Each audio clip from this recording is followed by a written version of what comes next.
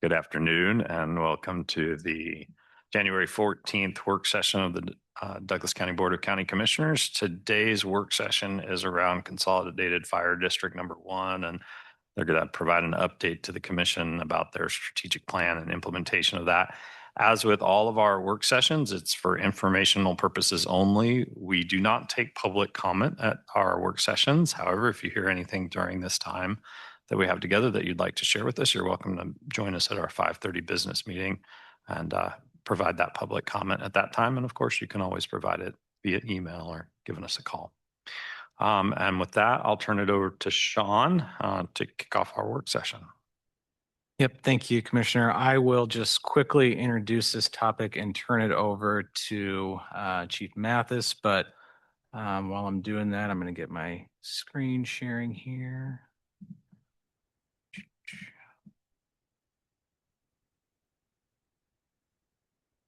Go there. Perfect. As was mentioned, this afternoon still, I'll call it, we wanted to provide a little brief overview of the 2025 operations for CFD1. Within that, what we really want to kind of cover is exactly what CFD is as a reminder for everybody, a little bit about the composition of the folks that work, the individuals that work with CFD, and then start to talk a little bit about the calls for service and how we've responded to that within the context of what we say is a strategic plan framework, loosely sort of relating to the technical review that happened early in 2025 with ESCI. This was an undertaking that looked at a variety of different vantage points, a variety of different stakeholders, and just discussed some recommendations and a phased approach for how to continue sort of the enhancements and professionalization of the department. So with that, I'm going to quickly turn it over to Chief Mathis. Good afternoon. It's good to see y'all. So looking at the PowerPoint and starting off with this, and I'm looking at a black and white version. Just reminder, we are the yellow is the fire district. So basically northern half to 2/3 of the county, 228 square miles. To put that into some context, the response time from station 151 to Eudora is 26 minutes of drive time. From station 111 out by Broken Arrow Park to Lecompton is 22 minutes. So if we're having to cross the district, and then to get down into our corner of Clinton, the town, it's 16 minutes from Lecompton station and 22 minutes from the station there by Broken Arrow Park to get to there. So to get numbers, vast distances. So if you can go ahead. So who we are, we have currently 75 active members on our roster. That's including the fire, myself, and full-time staff.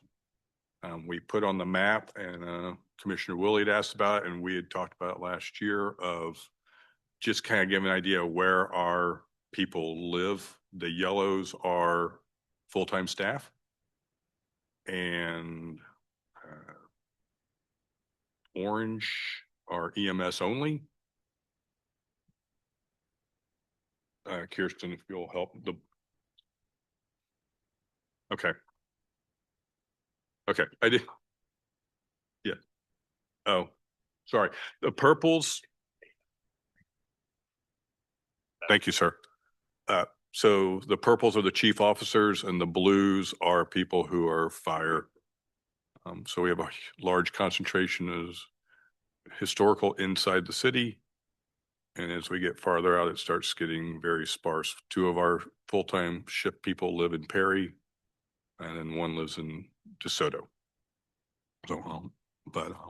So, we have 1 fire administrator. We're actually bringing on a part-time person with some background from iChiefs that's to help give some redundancy for Kirsten's spot and fill in with some bandwidth. Amber Wells is her name, but she's been in the fire service 20 plus years. So brings a lot to that. We have 6 shift personnel currently. We were with y'all approving the budget for this year. And we had the funds in there to onboard them early, because it is not even if it's a new hire, it is not a new person position. It's, we are talking, it equates, you're a new hire and you're filling an assistant principal's role as coming out of student teaching. So we have 20 recruits out of the class of 25 and 26. We have 7 recruits that are currently EMS certification. We have 4 recruits that have current firefighter 1 certification. And we will be looking at some things to try and cross those over and get them certified on both sides. Okay. Is there anything else? Okay. So Chief, I have a quick question. Sorry, you probably just said it and I It's okay. didn't hear it, but will you remind me what the FF1 Firefighter certification? 1 certification. It's Okay. the entry level. that's- You can go inside. Just can remember what it stood for. That's okay. Thanks. And Plus, before we get too far, can Yes, you ma'am. also introduce the other members of your team that you brought? oh, I'm sorry. Our new assistant chief, Clint Hornberger, it's awesome. We got a great guy that does huge things for us and brings a lot of background. Behind me is our administrative person, Kirsten Rhodes. From when we were trying to meet originally last year, what we've been able to do is complete some numbers. If you want to go to the next slide. Our 2025 operational demands, we had 990 incidents, down about 10 or we had just over 1,000 in 24. Unlike most fire EMS systems, we skew a little bit, a lot more toward fire incidents because of wildland calls. And so we ran 48% EMS and 52% for fire calls and service calls, lift assists and so forth. The national standards around 70-30 with 70% being EMS, but just with the rural nature.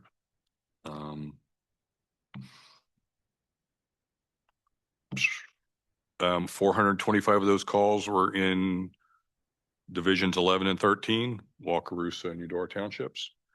490 of those calls were in divisions 14, 15, and 16, which would be Clinton, Kanawha, and Lecompton. So 490 calls on the west side and 425 calls on the east side. And we had 75 mutual aid calls into Lawrence or into other townships, Palmyra or fire districts for that matter. Excuse me, Palmyra, and we've gone up into Leavenworth County. Let's see. As I had said,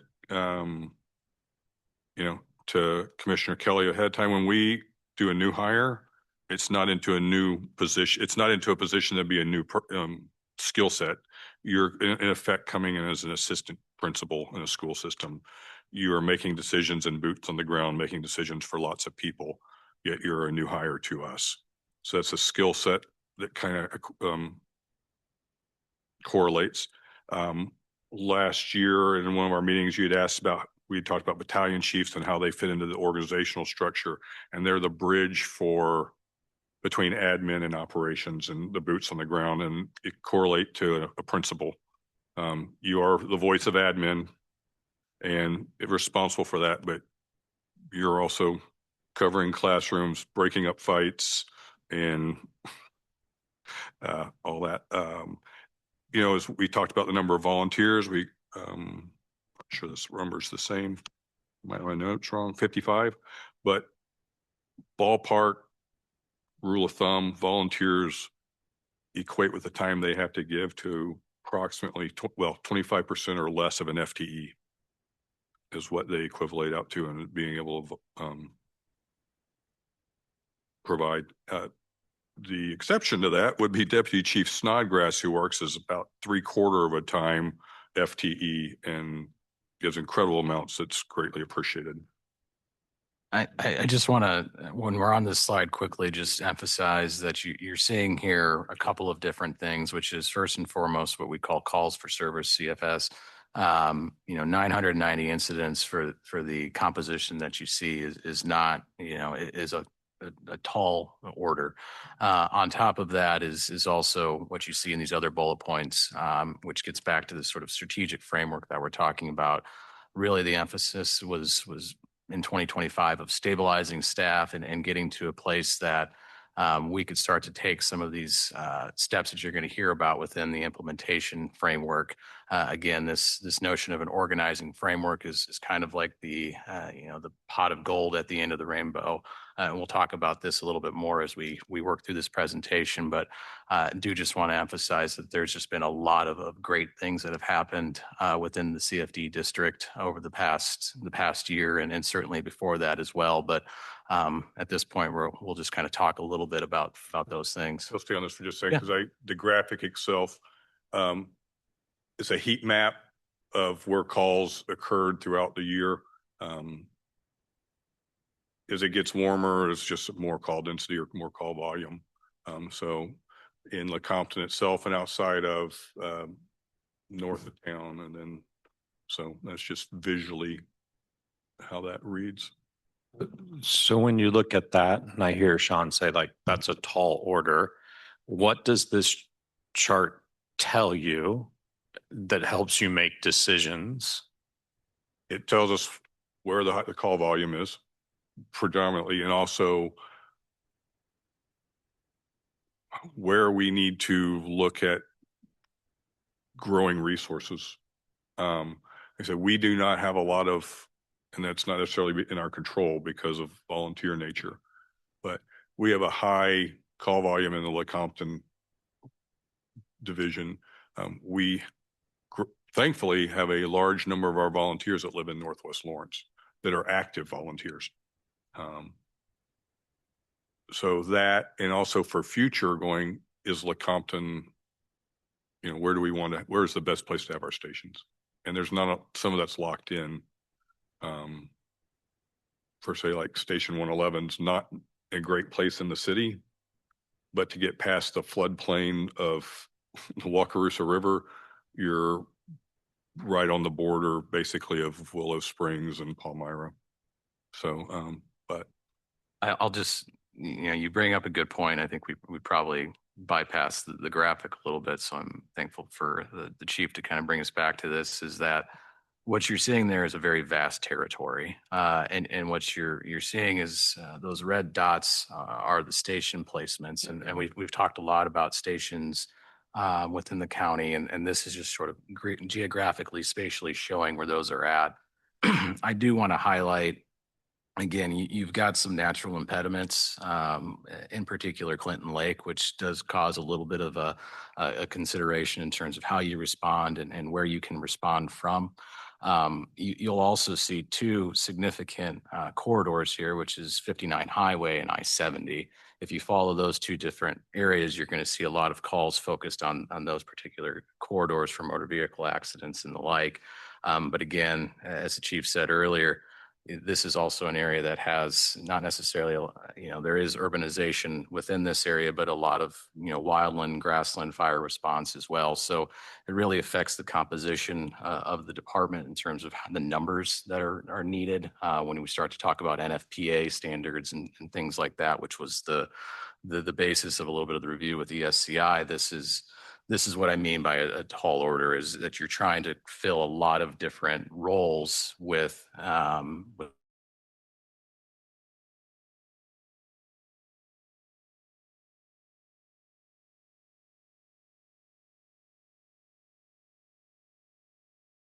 again, just the notion that we're just responding to a fire call or an EMS call. It's much more nuanced than that. to touch on that is like, so we have what I call niche players.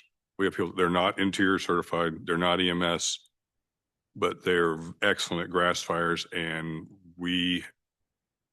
on the March 14th, that was the single E400 fire. We had 28 of our people on that incident, let alone all the mutual aid numbers. So it can be very high demanding. At the same time, Carrie Wimpy living out on the way to Clinton as an EMS responder when there's nobody else out there besides Chief Sniper is huge. That she doesn't do fires, but that's okay. What this also shows is the distances, and when we have calls, getting effective numbers. Those distances matter because we work on the same numbers in a way that LDCFM works on, is that initial unit on scene. The old first responder model is get a first responder there ahead of the ambulance. Well, as a paramedic, I've also been the first one there and they needed their airway held. That is all I did. I didn't get anything else to them. Luckily, I had other people there, but I had one task and it was critical that I couldn't leave. So having a second person there, and then with any kind of structure fire or whatever is, there's numbers to get on scene because the critical tasks to be accomplished don't change regardless of you're across the street or out off Stull Road. So getting those numbers there, that takes time, and that's something else we're looking toward. I had a couple of questions. Is there seasonality to the fire calls? Wildland, yes. And the seasons, sorry. Thank you. Wildland, yes. And it's coming up now. It's ramping up as we speak. Dry, little, I mean, just low humidities, little precipitation.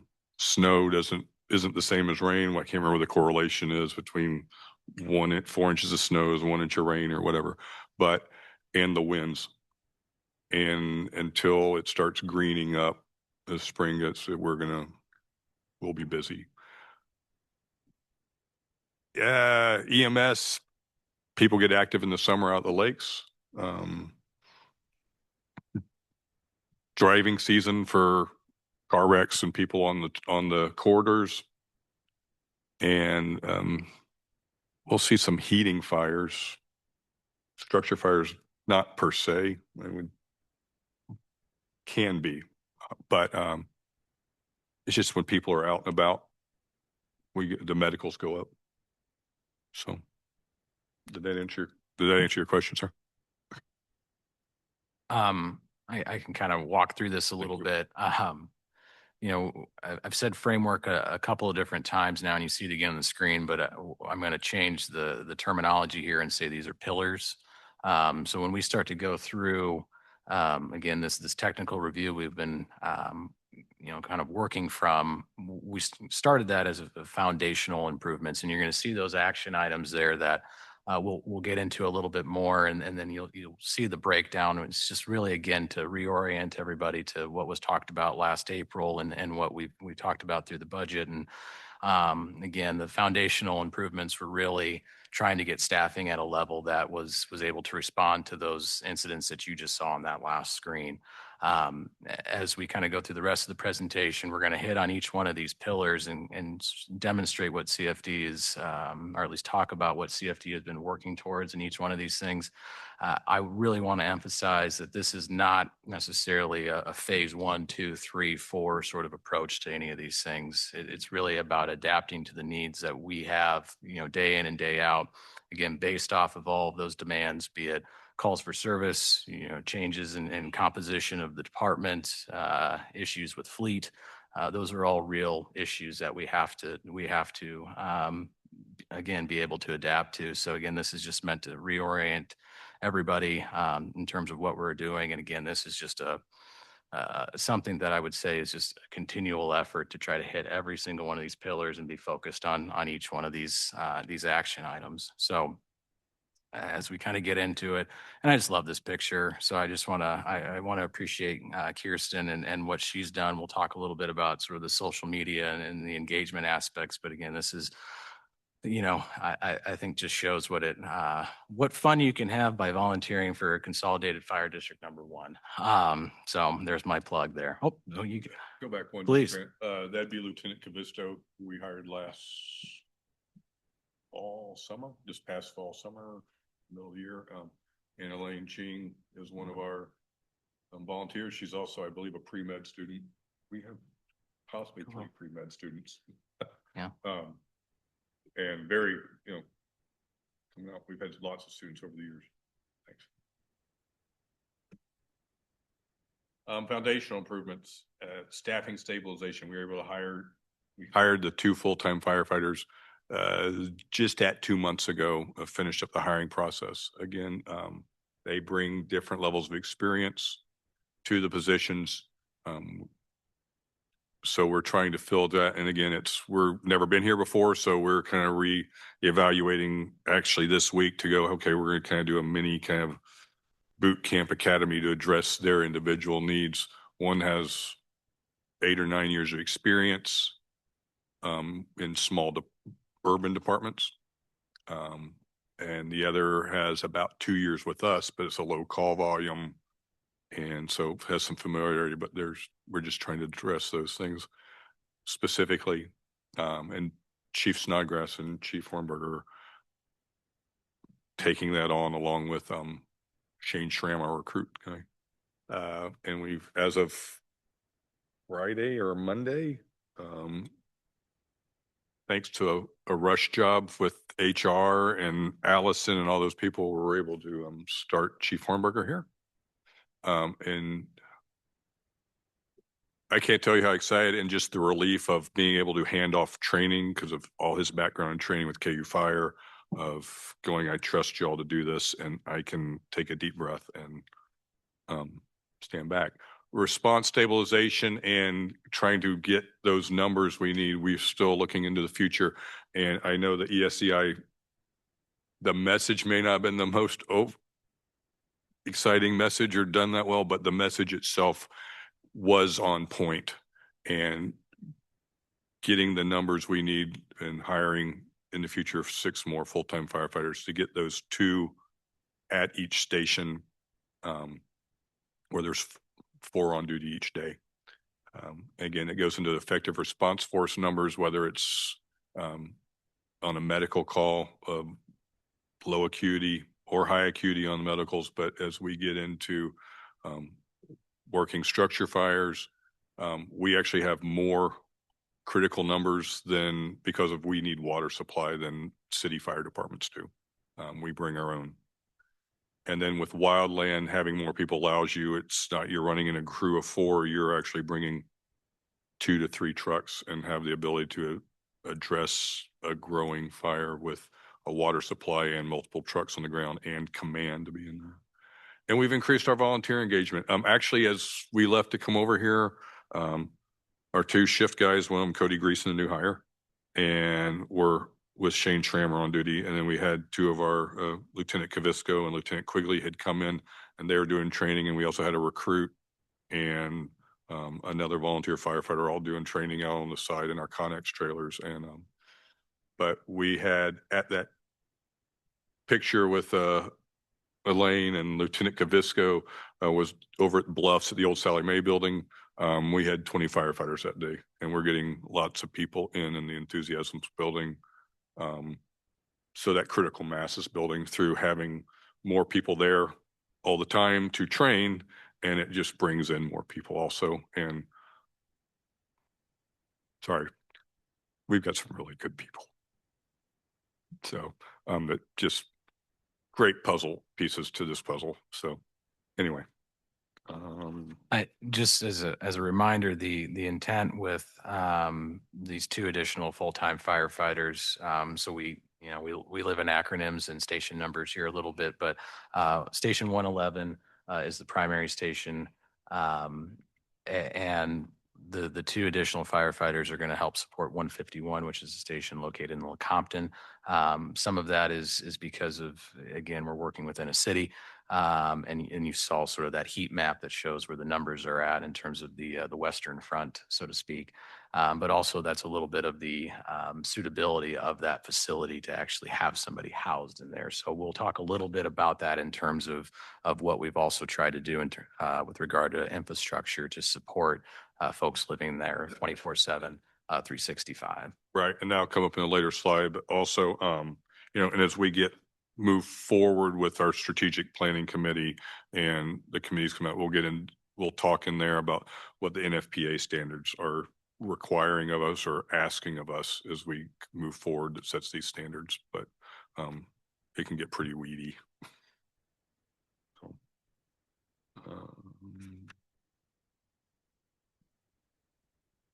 So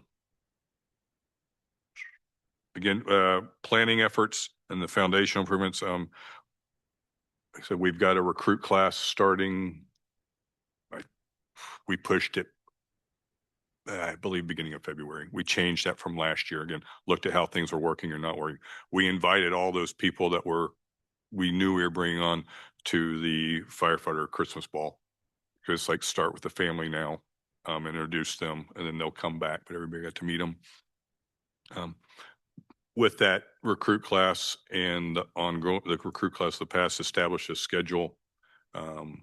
We have our training schedule underway, which we published for 2026. It's always going to be a work in progress. And what do we need right now? And we need to change things or opportunities come up.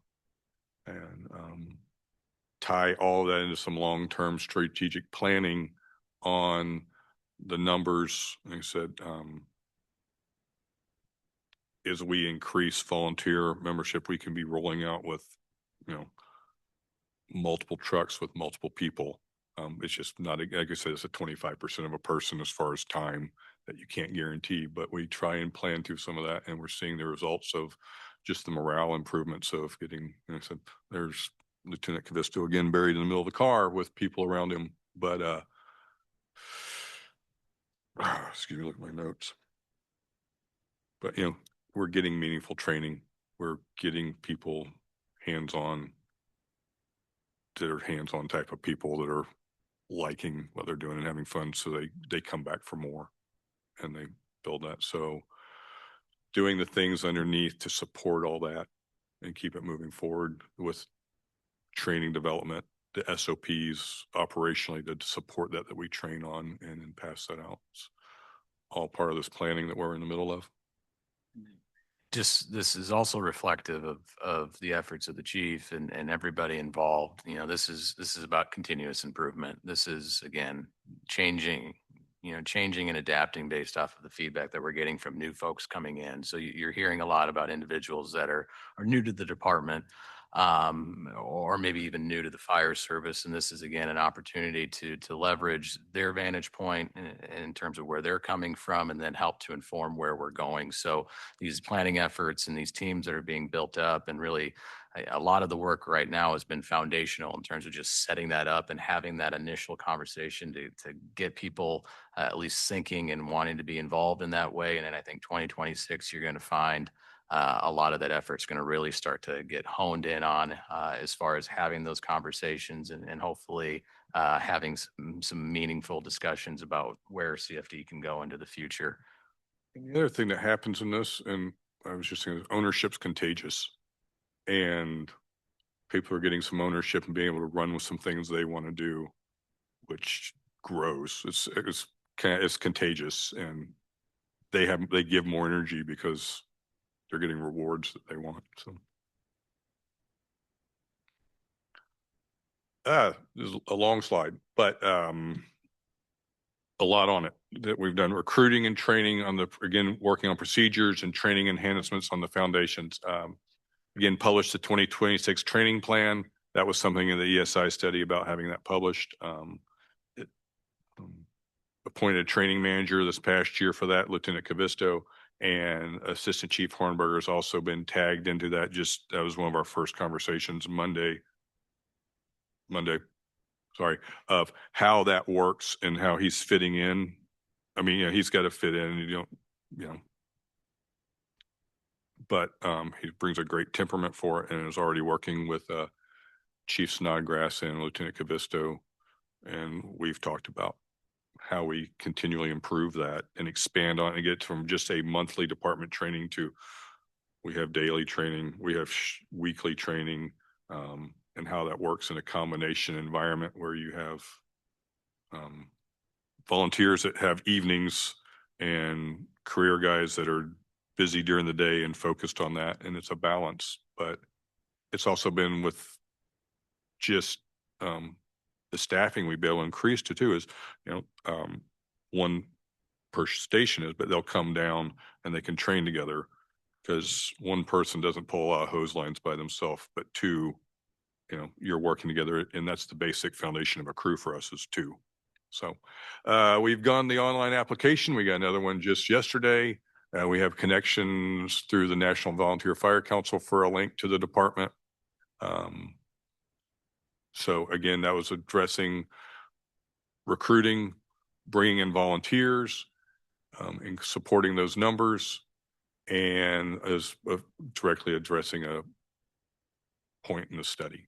Again, I think I said this elsewhere, since February 2025, 8 recruits from 2024 have completed firefighter 1 in Kansas basic EMT requirements and have been promoted to a firefighter slash EMT status. Basically for us, it's going from their orange helmet to their black helmet. Again, something that's been it's in kind of the brainstorming, getting ideas down to see how it lays out establish that timeline and that process, but it's some officer leadership development and process based off knowledge base. Certifications aren't the same as qualifications, but there's a place for them that's important. Leadership development, and then just skills, the technical skills of firefighting, EMS, and so forth. Leadership training, again, putting people in spots to lead and let them run with that and talk through it again, train them, mentor them. And then looking at internal and external resources. We KUFRTI, the Fire Rescue Training Institute, Douglas County Leadership, and again, the Kansas Leadership Council and Center. Sorry, sir. But and I've looked at the future dates for those and talked to them. I know KLC is only here in the area once this next year. So, but finding things that are not specifically, they're broader leadership than firefighter. Because it's important, especially as our people grow and promote up over time and take on roles where they're sitting here presenting to you on some specific thing. Staff health and wellness, and had some great motivated people that have come in, but that are into physical fitness. Again, Lieutenant Cavisto, just because he pops up a lot, he's got a lot of energy. It runs triathlons, I believe. Has been pushing that we are occupational athletes. But we've got new weights equipment again for flesh out some of what we needed at Station 111, but also with people moving up to 151 full time, we've added weights, weight benches and stuff for there. We'll need more. We've purchased an extractor, which is a heavy duty washing machine, but it's designed specifically for getting carcinogens and cleaning bunker gear, has been purchased and installed up at Station 151. We expanded our pre-employment physical screening across the board for anybody coming in to just include not a respiratory fitness or test, but at least the screening for that. It's a questionnaire, but it is, we have a volunteer that's limited by that, but he brings a lot of other big things and he'll fit into his niche. Great. A lot of leadership from his history in the military. And last is first on here, but last for me is a bucket list thing for me. And through the help with LDCFM, which was greatly appreciated, we were able to get LifeScan physicals through LifeScan, which includes an ultrasound component. They have the ability to catch tumors, some other things that weren't present in physicals that LMH had done in the past. And they're NFPA 1582 compliant. And we're able to get all our paid staff that was currently in quarter 4 through that. It was a big deal to me to get that. So,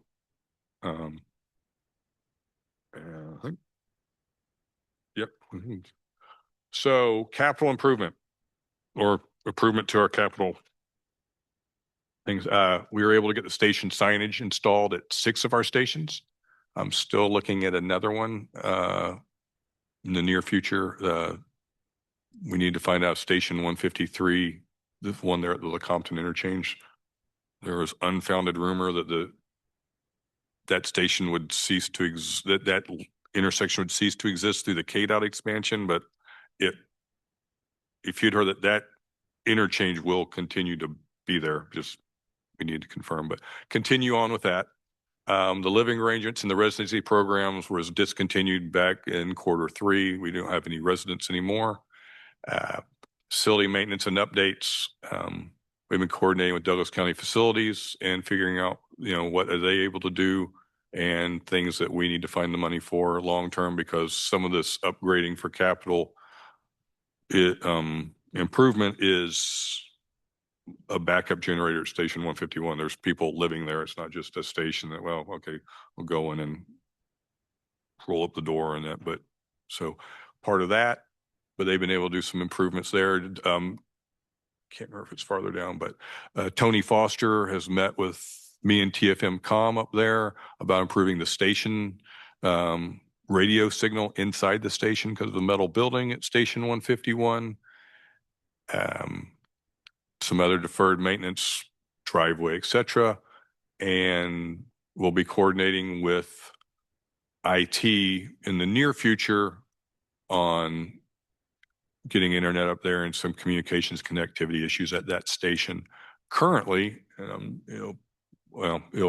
they're busy right now and had our first meeting yesterday on migrating us from Google Drive to SharePoint. And Bryce came out yesterday and had his first training with us. He'll repeat that tomorrow. So we've also had our first, I sent out an email and identified people for the apparatus review and planning committee. David Wolfcool has already sent me back kind of an evaluation that we'll take a look at. He just emailed that to me the other day, but we're looking at having that initial meeting end of this month or beginning of next month, just figure out what our schedules are at.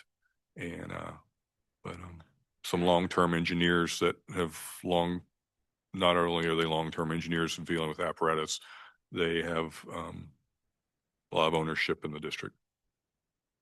So technology security, again, the SharePoint migration is going on. It's just starting, I think the night of the 20th is when we will migrate over and from Google Drive to SharePoint.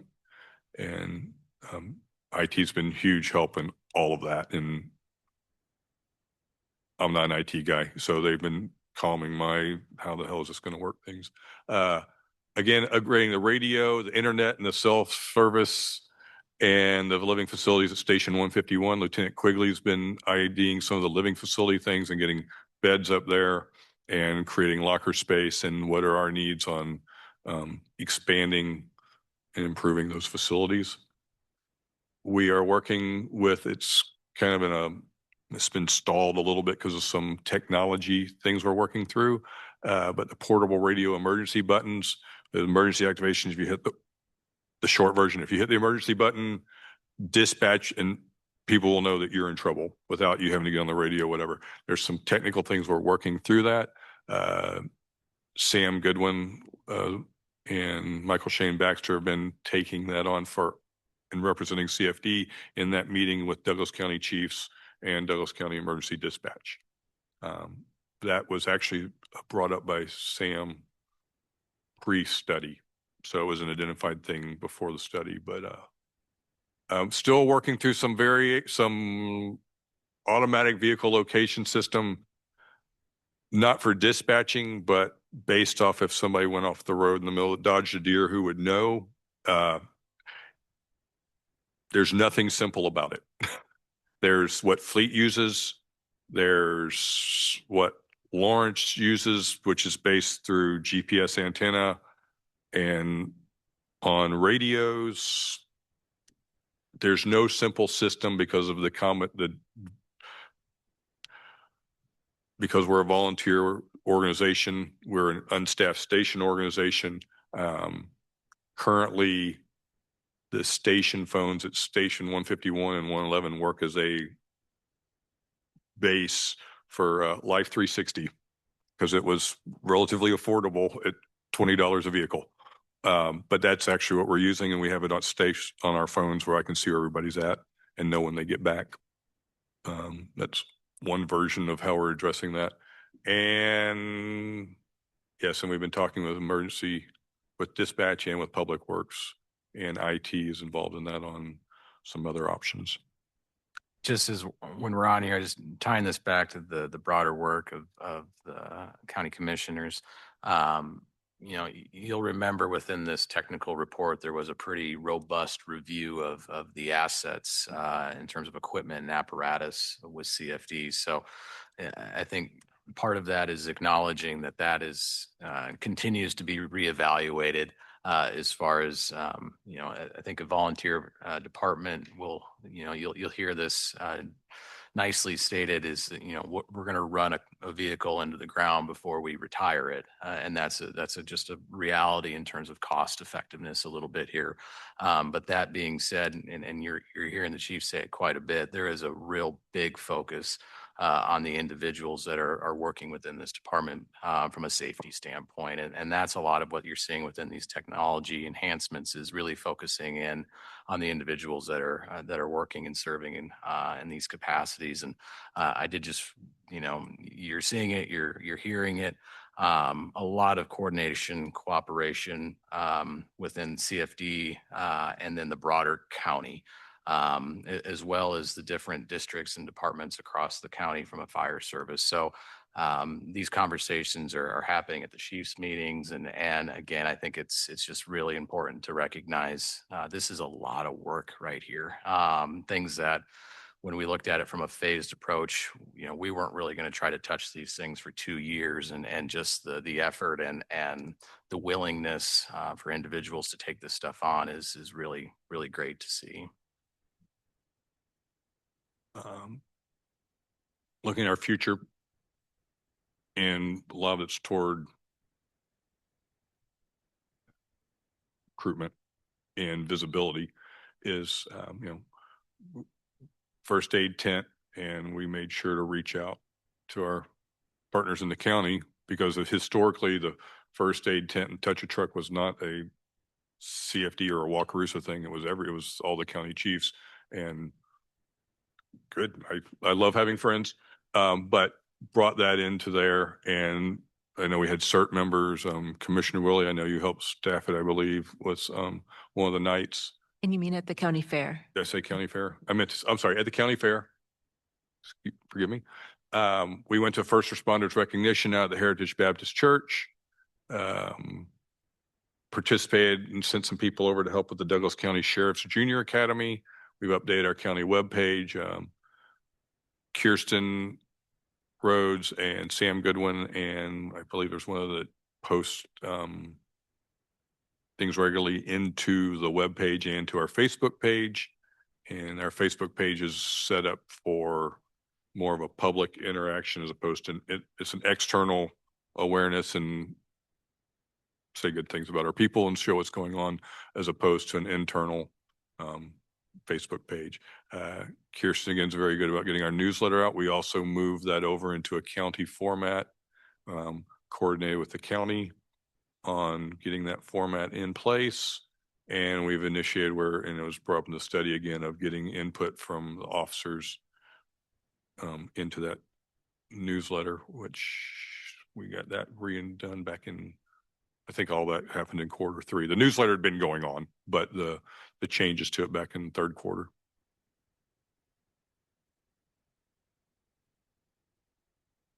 Oh, also one other thing, and I'm not sure it's around here, but what Captain Goodwin did also, because he's also tasked with our radios, is we were running into times when first due would be down or I am responding just because it's a third party.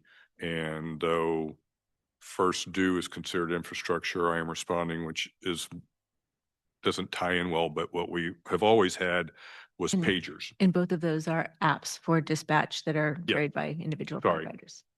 Thank you, Commissioner. And most people don't carry pagers.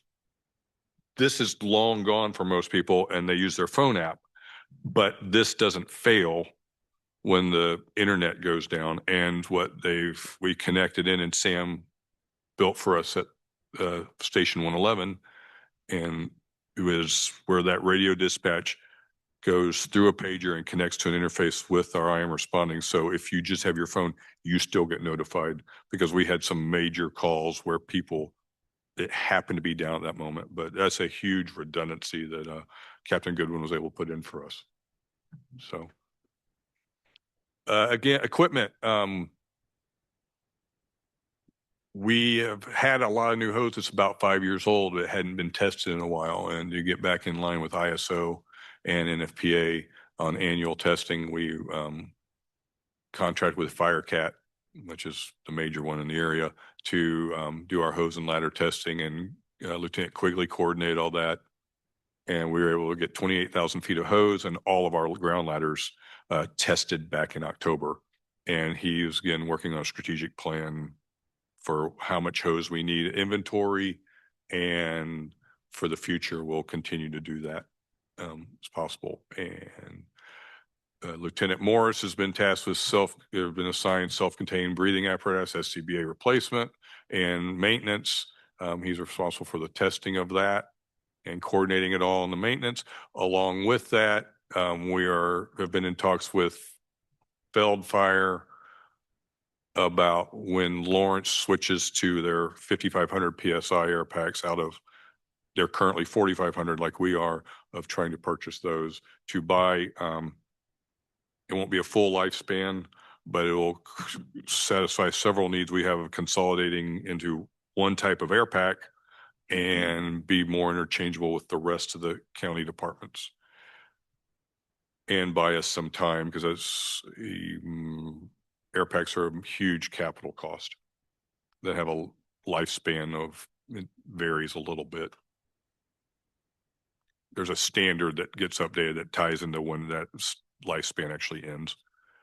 Public recognition. Again, and Carrie Britt was out for it when we recognized Kanwaka Township's Road Superintendent Jeff Skinner for his response to the E400 wildland fire back on March 14th near Stull.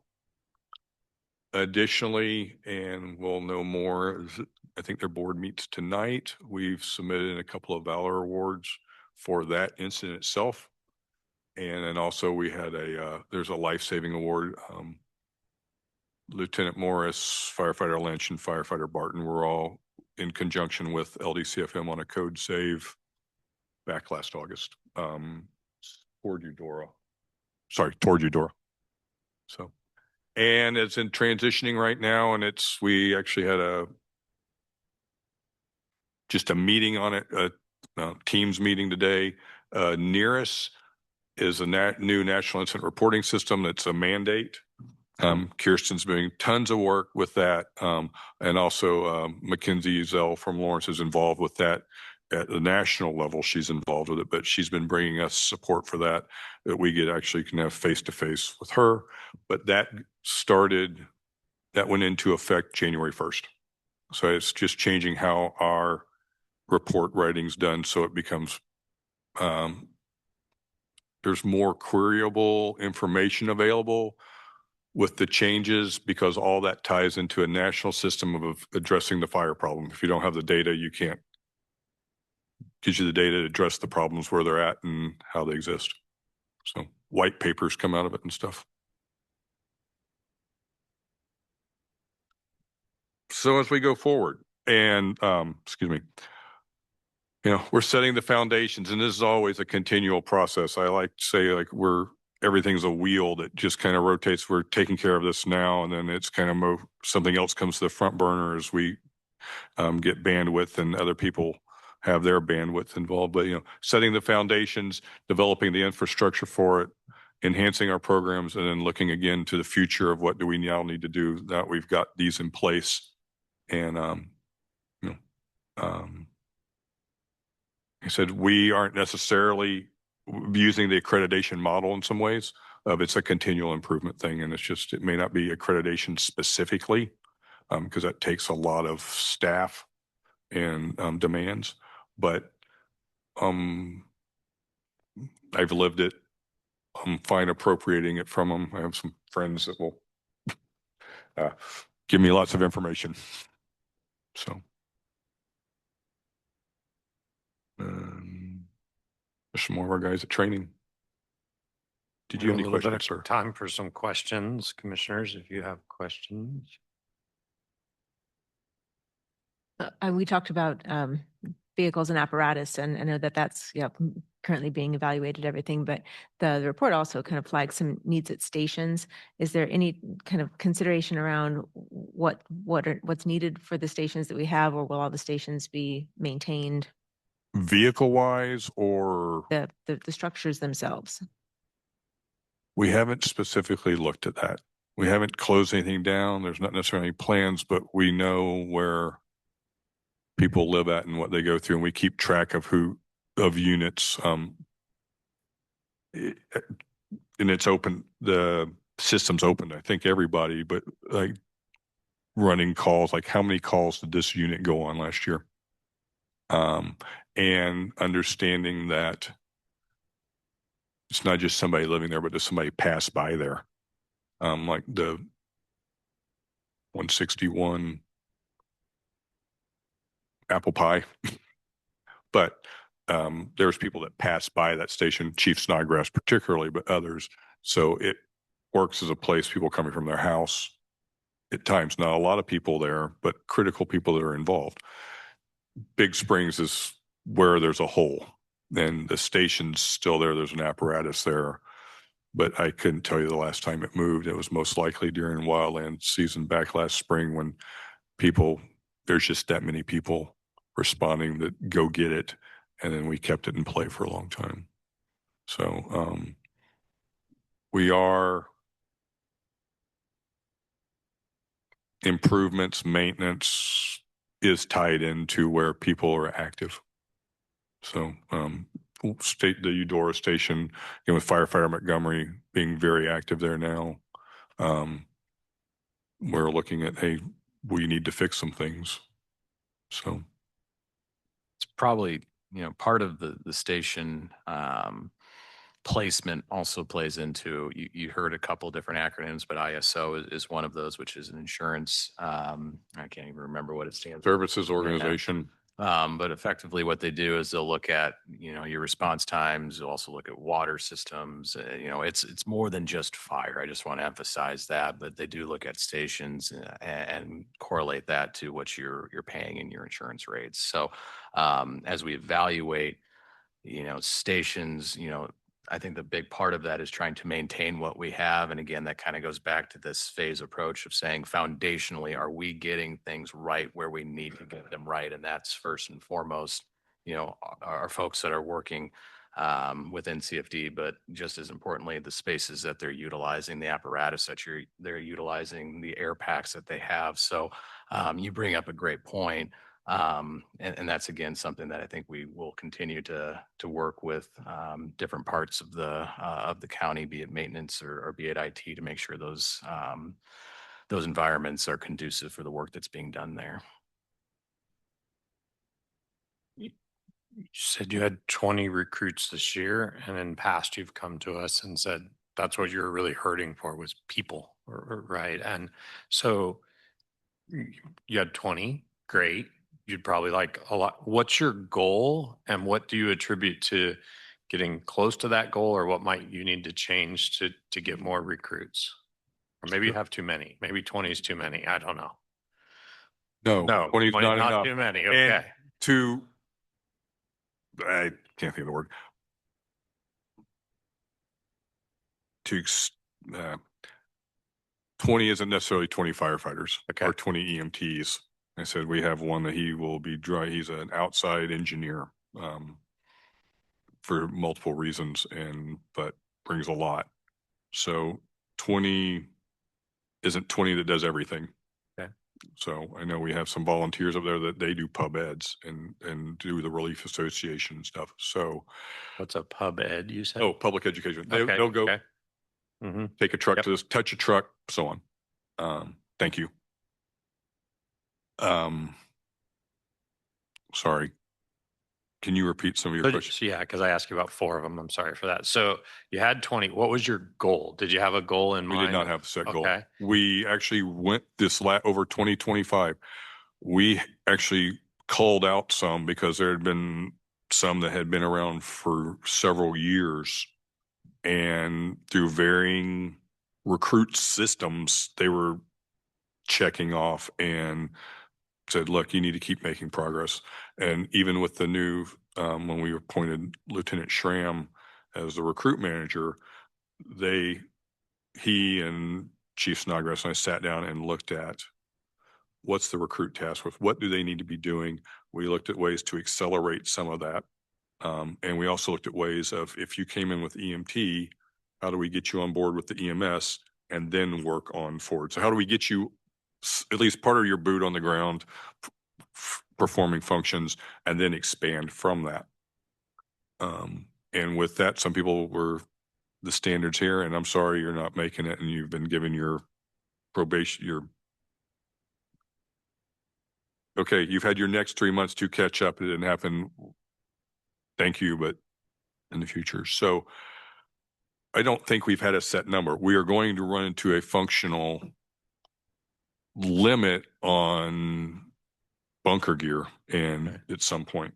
And I believe I think currently it's about 6,000 for a bunker coat and pants, helmet and gloves and boots. We haven't been at that, but we will hit a functional number there. That said, it's worth funding that because the numbers we need and their availability isn't, as I said, so if you only equal a quarter of a person at best, as far as looking at responses and when we can have you there, we need to keep growing that. And the capital cost is worth the people cost to expand and make budgetary decisions. I don't know that I answered your question well because I don't have a set number. I'd love to say, hey, we can't take any more, but I don't. Yeah, I've never I been can there. imagine just listening to you talk about it, how difficult it is because people come with different amounts of commitment, different skill sets, different certifications. It does sound to me, I'm just saying it back to you to make sure I understood it, that you have a recruitment plan, that you're working that recruitment plan, that you sort of determine, where those spaces are. And then if you had needs, whether that's bunker gear or whatever that is, you would propose that in the future as part of your budget request to the county commission. And yes, and that's why Lieutenant Morris is, besides SCBA, he's also our PPE uniform guy because of all stuff you wear, to simplify it, even though it's in different categories, to plan for that and say, look, okay, where will we, within our budget, we're going to a short version, rob Peter to pay Paul because we can put this off, but this is a priority because of the people. Yeah, you're making budget decisions just like every other organization and department. Yeah. Okay. So great. Thanks. Tag on the volunteer issue, the recruitment issue, because it's the geography of it also, because we were looking at, where your people are located and then where the calls are located. And of course, there's a disconnect, which you well know. So I think I'm really excited for the momentum that you've got around recruits and training, and that will help feed itself. But I wondered, what are the kind of proactive steps for getting more people out in the area that's being served? So we've got to make the efforts, and we are, and being involved in the community. And we've had people that are long-term members of the community, and typically it's been word of mouth. One of our young firefighters, Dalton Hackathorn, has grown up out on the west side with Lieutenant Morris and hunts and stuff with him. And now his dad's put in an application to, and he was a former firefighter years ago in the volunteer community. It's a really organic thing because then we have people that want to volunteer, they ask and they refer them to us because it's somebody I knew 20 years ago. So we end up with a lot of people in the city just because it's the string from the can to the other can isn't very far. But what that does is because it gives us some cushion if we could do our ride-alongs and get them in the stations, because at least they're in the station, even though they don't live out. So they're not driving from East Lawrence out to Lecompton. They're at the station and responding to it in a fire department vehicle. So we make the efforts, the ones we know that are all in, how do you recruit, all the recruitment trainings of pub eds and all that, because we need to. And we do get people from that. But the energy and what we're getting in our current members and past members actually is, from where I sit, much more effective. You ought to come, and I was looking to volunteer. You ought to come out here. You ought to go there. I was used to be out there, versus somebody. You don't get a lot of cold calls. So I, Did it? I Go ahead. think I just want to emphasize too, to that point, this conversation and bringing, Chief Mathis and his team here is part of that recruitment effort, is bringing greater awareness around what Consolidated Fire District Number 1 is. Putting signs up at the buildings that otherwise didn't have signs is low hanging fruit that, again, just it's a little bit of a, from a business terminology standpoint, is marketing and branding. And that's something that was missing a little bit here. And again, that's been a lot of the focus in the stabilization effort, is, again, just creating that identity of what Consolidated Fire District Number 1 in Douglas County means. And, I know it's sometimes a low bar, but the presence on social media, the fact that if you go through and show and you see the pictures and the training opportunities that are available for folks, that if they just want to, cut their teeth and get going in the fire service or medical service, what a wonderful opportunity you have in your backyard to do that. It's those little things that I think, we sometimes forget about, because it's a little ubiquitous for some. But that's a lot of what I think Chief Mathis has brought to the table and his team has brought to the table, is just greater awareness around just what is Consolidated Fire District. And I really just want to emphasize that. Thank you. And it's the team, because it's also most people that come in, especially younger, don't want to come in and watch TV with everybody else. They want to do stuff. And we've got really motivated people that have come on the last year and a little longer before that too, but they're doing stuff. Like I said, I left with 6 people out stretching hose lines, and they were doing their consumption tests the other day of exhausting themselves, but hauling weights and being on air and spending time in their gear and crawling through entanglement. But they were doing that because it's fun. So I had one more question, if it's all right. I know we're getting close to time.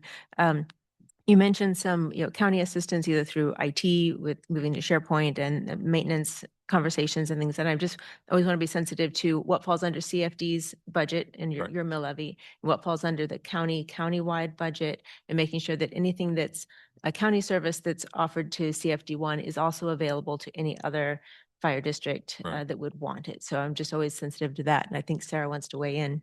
Yeah, I'd say CFD1 is charged for its fleet maintenance work that through our county shops. So that's probably the largest driver, and that is paid for by CFD1 in their mill levy.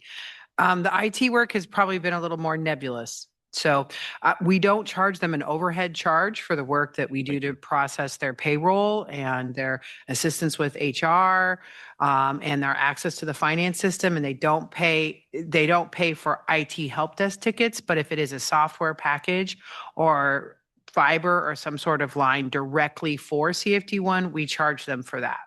But I'd say we also help out a lot with a lot of other districts. I'm currently paying for some Palmyra legal services that they've asked for some help from the county counselor, and we're not sending that charge back to Palmyra. And I know a lot of the radio assistance and Yes. such is offered widely and everywhere. I Correct. just want to make sure that we're always kind of have that in mind, so that we know which bucket we're working out of. And also that I think it's suitable to think of, are there aspects of the county that should be offered to all fire districts that are helpful? And I've been in just conversation with Jimmy Wilkins, like, hey, Jimmy, I'm going to ask for stuff. If you tell me like, no, I'm like, I will never be offended. I'll be like, okay, sounds good. I just, explore learning how that works. And, he's a great guy. So, Chiefs meetings as far as well. Oh, well, somewhat is, and I know Commissioner Willie and I have talked, and in Chiefs meetings is one is in my position as a fully paid guy. I have the time, and it's my duty for CFD to work through a lot of things, and I'm perfectly fine rising the, all the boats rise with the work I need to do and being that point man, but trying to also be very conscious. And as we talk through things about what is part of everybody's, it's like as we deal with the radio systems and that it's, we didn't just go into it as, hey, Tony, how can we do this as CFD? But let's bring it to the chiefs meetings, get them on board because it involves all the different people working together. And it is a radio thing that crosses all the district lines. So everybody in the chiefs meeting, because of that the radios are everybody's. So that's just one example of those things. Just so everybody's clear, the chiefs meetings are meetings that happen between all the fire districts, departments across the county on a, is it quarterly or is it monthly? I can't even remember now, but Bi-monthly. Bi-monthly, there you go. LDCFM is part of that conversation as well. So again, this is really a great opportunity for collaboration across the entire county about these specific issues. And you heard the chief say earlier and just now, even with the air packs, where we start to say if we can have some standardization across the county when we respond to a mutual aid call, if I have to go hook up a different air pack, there we go. We're more efficient. We're more effective in the service that we're providing to our residents. So this is, I think, again, it's not always just maybe a dollars and cents equation. It's also just the value that comes from collaboration. And that really, I think, happens at the chiefs meetings. So. And it was through the chiefs meetings. And like I said, we were talking to Lawrence about as they switch, the air pack brand got standardized 10 or 15 years, a long time ago, but because Lawrence was upgrading and passed on theirs down. So we were all on Scott air packs when before there's at least 3 different brands that were not interchangeable in the county departments. I don't have a question, just a comment that I'll leave you with. First of all, thank you for all of the detailed information. It's great to hear that there's been some real tangible progress, and it sounds like there's some real momentum behind a lot of growth that's happened. So that's great to hear, and really positive progress. I would just invite, and maybe especially in the chiefs meeting is a good place for this, but certainly within CFD1 on sort of a administrative level to think about if there are any types of intergovernmental relationships that we as commissioners might be able to support with, or any sort of legislative advocacy, at the state or federal level that might be relevant to fire and EMS service and the way that you all are either able to grow your operations or that you may feel restricted by. So there may not be any examples of those, right? But it's sort of a lens through which I'm trying to think about kind of like departments in general, and then CFD1, being this unique entity that we are also the board of. So if there's any, for example, unfunded mandates from the federal government or large changes that happen at the state level on a regulatory basis or anything like that, that feels like it would be helpful to have some extra political advocacy and support behind how those things might support your departments. Does that make sense to you? No, thank you. Because though there are fire base, there's Kansas State Council Fire, that there's federal levels, but you are our advocates. Yeah. At those other entities. I mean, it's different, but yes. So I heard you No, I mention appreciate- one of the reporting system is a recent federal mandate, and that may be something that has a lot of positive reasons to participate in it. And we're all familiar with unfunded mandates from the federal government. So I just invite you along the way as those, if you're identifying those types of barriers and things that make it hard to get past a certain point, that I think those are things that are helpful for us to know as a commission and think about how we add those to our legislative priorities about other things that we're doing and thinking about in the community. Thank you. Any other questions, Commissioner? I will stop my questions. And luckily, Chief and I got to meet earlier and answer some of my other questions there too. But I just wanted to say how excited I am about the trajectory of the things that are being tackled, the rate that things are being tackled, the energy behind that. It's really phenomenal. And I'm really proud of your work and so glad to see it and get the update here. So thank you. I know it's been a big year. And we've got some great new staffing coming on. So I feel really hopeful about the direction that CFD1 is going, and I appreciate you coming here. Thank you. With that, we will adjourn our work session and pick it up at 5:30 for our general business meeting.